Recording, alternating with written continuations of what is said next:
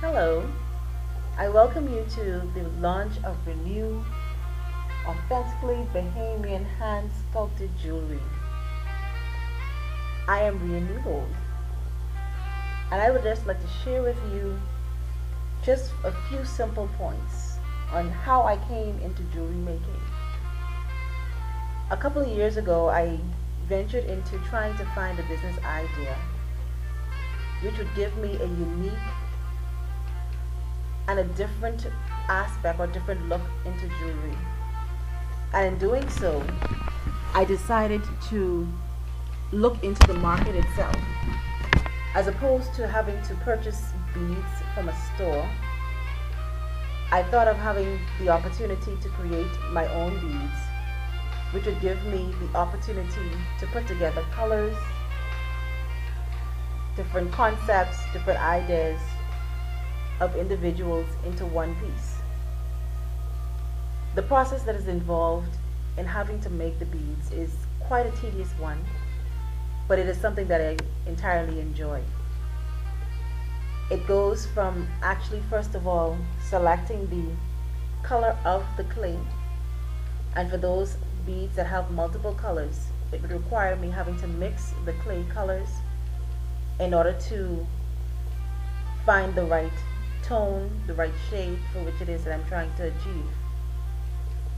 Once I select the color of the clay is then conditioned by hand.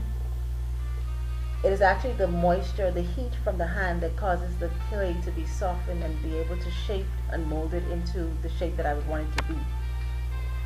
After it is shaped and molded, it is then placed into an oven in order for it to be baked.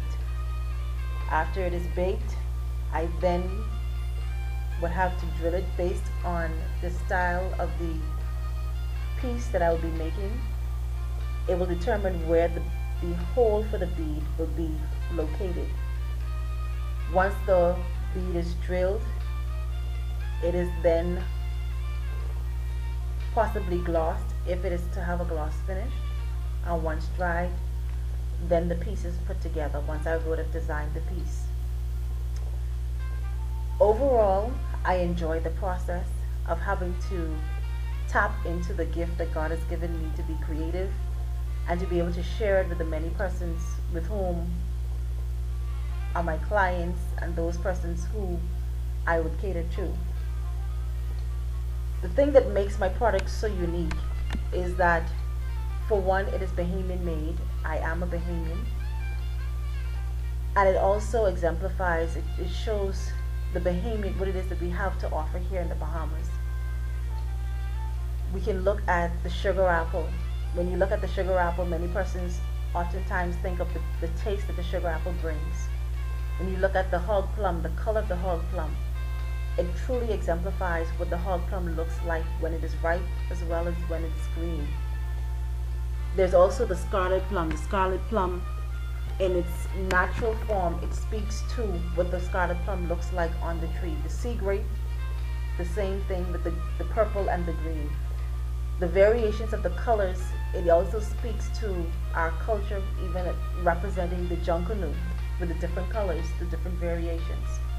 So this is the thing that makes my product unique, in that nowhere else in the world would you find a sugar apple bead, a sea grape bead, a scarlet plum bead, a hog plum bead that is all made by hand. Yes, it is time consuming. It takes a long period of time. But why not, as the Bible tells us, to allow your gift to make room for you? Why not take the opportunity to put your best foot forward, do what it is that God has called for you to do, and be a blessing to the many persons throughout the Bahama Islands, throughout the Caribbean, and of course, the world. So I thank you for joining with me today as I share this moment in time in history with you.